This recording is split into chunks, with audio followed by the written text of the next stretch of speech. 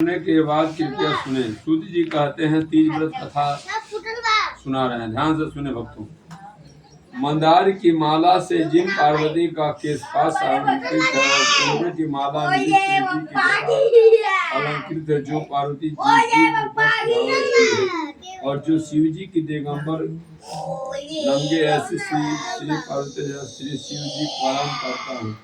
रमणीक कैलाश पर्वत पर बैठी श्री पार्वती जी कहती हैं, हे महेश्वर, हमें कोई गुप्त व्रत या पूजन बताइए तो 7 धर्मों से सरल हो, जिसमें परिश्रम भी कम करना पड़े लेकिन फल अधिक मिले। हे नाथ, यदि आप मुझ पर प्रसन्न हो तो यह विधान बताइए।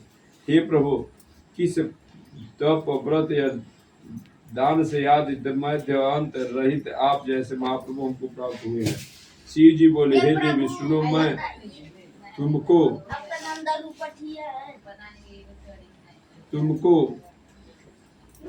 एक व्रत जो मेरा सर्वस्व और छिपाने जो, लेकिन तुम्हारे प्रेम के वशीभूत होकर मैं तुम्हें बताता हूँ।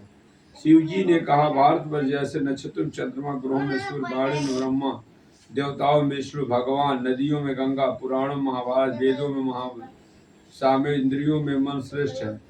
सब पुराणों और वेदों का सर्व जिस तरफ कहा गया, मैं तुम्हें एक प्राचीन व्रत बताता हूँ। एकाग्र मत से सुनो। जिस व्रत के प्रभाव के तुमने मेरा आधा आसन प्राप्त किया, यह मैं तुमको बतलाऊंगी, क्योंकि तुम मेरी प्रेयसी हो। भाद्रपद मास में हस्त नक्षत्र को शुक्ला पक्ष की तन करने से स्त्रियां सब पापों से मुक्त हो जाती हैं। हे देवी, तुमने आज से बहुत दिन पहले हिमालय पर इस व्रत को किया था।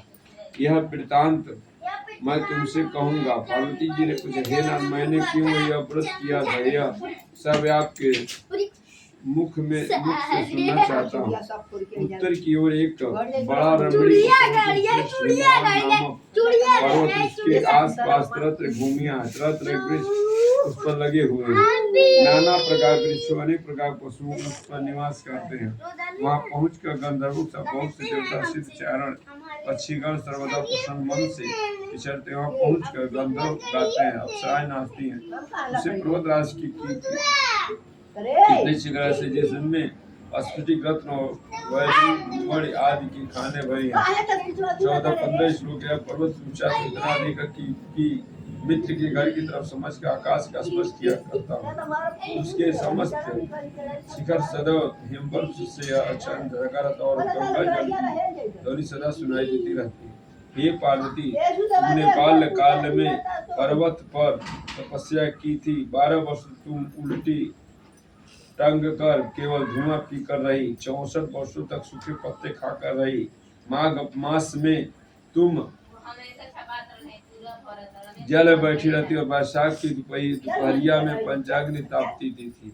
श्रावण महीने में जब बरसता तो तुम भूखी प्यासे आकर मैदान बैठती रहती थी।